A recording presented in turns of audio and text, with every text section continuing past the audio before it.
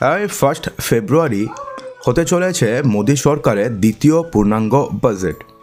সেক্ষেত্রে এই বাজেট নিয়ে সাধারণ মানুষের প্রত্যাশা কিন্তু তুঙ্গে। তো সেক্ষেত্রে অনেকেই এবার মনে করছে যে এবারের বাজেটে বিশেষ করে মধ্যবিত্ত, গরিব এবং চাকরিজীবীদের জন্য বেশ কয়েকটি দারুণ সুখবর দিতে চলেছে মোদী সরকার। তো সেক্ষেত্রে এবারের বাজেটে কিন্তু 6টি দারুণ সুখবর সত্যি আসতে চলেছে। তো সেক্ষেত্রে কী কী সুখবর আসতে চলেছে চাকরিজীবীদের জন্য, মধ্যবিত্তদের জন্য এবং গরিবদের জন্য, চলুন এক এক করে আমরা জেনে নিই।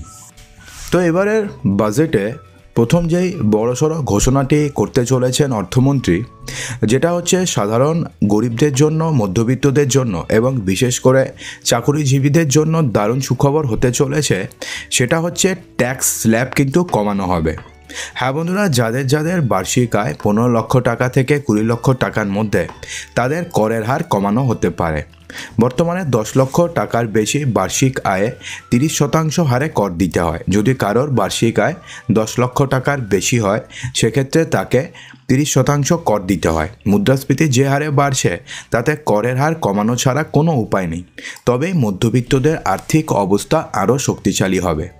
তো সেক্ষেত্রে 15 লক্ষ টাকা থেকে 20 লক্ষ টাকা পর্যন্ত যাদের আয়, এই ট্যাক্স স্ল্যাবের মধ্যে যারা যারা পড়ে, তাদের যে ইনকাম ট্যাক্স যেটা রয়েছে, যেটা আগে 30% ছিল, সেটাকে এবার কমানো হতে পারে। এরপরে যেটা হতে চলেছে সেটা হচ্ছে স্ট্যান্ডার্ড ডিডাকশন এবার কিন্তু বৃদ্ধি পাওয়ারও একটা চান্সেস রয়েছে। বন্ধুরা, পুরানো কর কাঠামোতে অর্থাৎ ওল্ড ট্যাক্স রেজিমে 50,000 টাকা এবং নিউ ট্যাক্স রেজিমে 75,000 টাকার স্ট্যান্ডার্ড ডিডাকশন পাওয়া যায়। মুদ্রাস্ফীতি এবং জীবনযাত্রার খরচ যেহেতু বেড়েছে, তো সেক্ষেত্রে এই স্ট্যান্ডার্ড ডিডাকশনটা কিন্তু কিছুই নয়। যেক্ষেত্রে 50,000 টাকায় কিন্তু বর্তমানে কিচ্ছু হয় না, 75,000 টাকা তো কিচ্ছু হয় না। একটা বাইক কিনতে গেলেই বর্তমানে 1 লক্ষ টাকার উপরে খরচা হয়ে যায়।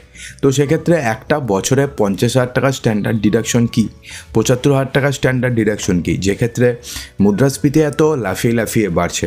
তো সেক্ষেত্রে এবার কেন্দ্র সরকার এই স্ট্যান্ডার্ড ডিডাকশন আরও বাড়াতে পারে।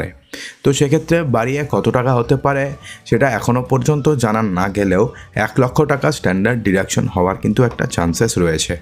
যদি আপনি প্রবীণ নাগরিক হয়ে থাকেন অথবা আপনার বাড়ির কেউ যদি প্রবীণ নাগরিক হয়ে থাকে, তাহলে সেক্ষেত্রে প্রবীণ নাগরিকদের জন্য বিশেষ ছাড় হতে পারে এবারের বাজেটে। হ্যাঁ বন্ধুরা, প্রবীণ নাগরিকদের ট্যাক্স ছাড়ের সীমা আরও বাড়ানোর দাবি করেছেন অনেকেই। বর্তমানে পুরনো যে ট্যাক্স রেজিম রয়েছে, সেক্ষেত্রে 2.5 লক্ষ টাকা এবং নতুন যে ট্যাক্স রেজিম রয়েছে অর্থাৎ নিউ ট্যাক্স রেজিমে 3 লক্ষ টাকা পর্যন্ত আয়ে ট্যাক্স ছাড় দেওয়া হয় হচ্ছে প্রবীণ নাগরিকদের। এই সীমা বাড়িয়ে পুরনো কাঠামোতে 7 লক্ষ টাকা পর্যন্ত পুরোপুরিভাবে যাতে ইনকাম ট্যাক্স ছাড় দেওয়া যায় এবং নতুন ট্যাক্স রেজিমে যাতে 10 লক্ষ টাকা পর্যন্ত পুরোপুরিভাবে ট্যাক্স ছাড় দেওয়া যায়। অর্থাৎ 10 লক্ষ টাকা যদি প্রবীণ নাগরিক অর্থাৎ শ্বাসরোধ কোনো ব্যক্তি যদি উপার্জন করেন, তাহলে সেক্ষেত্রে তাকে কোনো ট্যাক্স দিতে হবে না, এমনটা কিন্তু এবারের বাজেটে ঘোষণা হতে পারে। যদি আপনাদের হোম লোন নেওয়া থাকে অথবা যদি আপনারা ভাবছেন যে আপনারা হোম লোন নেবেন, তাহলে সেক্ষেত্রে হোম লোনে কিন্তু ছাড় বৃদ্ধি হতে পারে। হ্যাঁ বন্ধুরা, আয়কর ধারা 20B এর আওতায় হোম লোনের সুদের ওপরে 2 লক্ষ টাকা পর্যন্ত ছাড় পাওয়া যায়। এই ছাড় বাড়িয়ে 3 লক্ষ টাকা করার প্রস্তাব দেওয়া হয়েছে। অর্থাৎ আপনারা হয়তো যারা যারা হোম লোন নিয়েছেন অথবা যারা ইনকাম ট্যাক্স ফাইল করেন, তারা কিন্তু সবাই জানেন যে ইনকাম ট্যাক্সের একটা রয়েছে, সেকশন রয়েছে, সেটা হচ্ছে 24B। সেক্ষেত্রে আপনি যদি হোম লোন নিয়ে থাকেন, তাহলে সেক্ষেত্রে হোম লোনের সুদের উপরে আপনি ম্যাক্সিমাম 2 লক্ষ টাকা পর্যন্ত আপনি ট্যাক্স রিবেট আপনি নিতে পারবেন। তো সেক্ষেত্রে এই ট্যাক্স রিবেটের বা ট্যাক্স ছাড়ের এই যে সীমাটা, সেটাকে 2 লক্ষ টাকা থেকে বাড়িয়ে 3 লক্ষ টাকা করা হতে পারে। এতে করদাতাদের অনেক সুবিধা হবে। এই প্রসঙ্গে প্রিন্সিপাল অ্যামাউন্টের ওপরে যে ডিডাকশন দেওয়া হয়, তার জন্য নতুন ক্যাটাগরি তৈরির প্রস্তাবও দেওয়া হয়েছে। বর্তমানে আপনারা হয়তো জানবেনই যে আপনি যে প্রিন্সিপালটা যেটা রয়েছে অর্থাৎ হোম লোনের যে প্রিন্সিপালটা রয়েছে সেক্ষেত্রে আপনি অ্যাজ পার 80C আপনি ডিডাকশন আপনি ক্লেম করতে পারেন। কিন্তু 80C এর মধ্যে অনেক কিছু থাকে, যেমন আপনার সুকন্যা সমৃদ্ধি আছে, 80C এর মধ্যে আপনাদের PPF রয়েছে, 80C এর মধ্যে আপনাদের LICর কোনো পলিসি করা থাকলে সেটা 80C এর মধ্যে আসছে। তো সেক্ষেত্রে 80C এর মধ্যে এই প্রিন্সিপাল অ্যামাউন্টটাও ঢুকে যাচ্ছে। তো সেক্ষেত্রে এই প্রিন্সিপাল অ্যামাউন্টের জন্য আরও একটা আলাদা একটা সেকশন বা ক্যাটাগরি তৈরির প্রস্তাব দেওয়া হয়েছে, যাতে সাধারণ মানুষের অনেক উপকার হয়। এছাড়া ধারা 80D এর আওতায় স্বাস্থ্য বিমার প্রিমিয়ামের ছাড় রয়েছে। ধারা 80D এর আওতায় স্বাস্থ্য বিমার প্রিমিয়ামে 60 বছরের কম বয়সীরা 25,000 টাকা পর্যন্ত ম্যাক্সিমাম ছাড় পান এবং প্রবীণ নাগরিকরা 50,000 টাকা পর্যন্ত ছাড় পান। তো যেহেতু বর্তমানে এখন বিভিন্ন হেলথ স্কিমে প্রিমিয়ামের খরচা যেভাবে বাড়ছে, তো সেক্ষেত্রে 25,000 টাকা কিংবা 50,000 টাকা তো এখন কিছুই না। তো সেক্ষেত্রে এই ছাড়ের সীমা অর্থাৎ যেটা আগে ছিল হচ্ছে 25,000 টাকা, সেটা বাড়িয়ে হতে পারে 50,000 টাকা, এবং যেটা 50,000 টাকা ছিল প্রবীণ নাগরিকদের জন্য সেটা বাড়িয়ে 75,000 টাকা করার দাবি উঠেছে। এছাড়া এবারের বাজেট নিয়ে আরও একটা সবথেকে বড় যে ঘোষণাটি করতে চলেছেন অর্থমন্ত্রী নির্মলা সীতারমণ, সেটা হচ্ছে এবারের বাজেটে খুব সম্ভবত FM নির্মলা সীতারমণ ইন্ট্রোডিউস করতে চলেছেন একটা নতুন ইনকাম ট্যাক্স বিল, যার ফ্রেমওয়ার্ক এবারের বাজেটে পেশ করা হবে।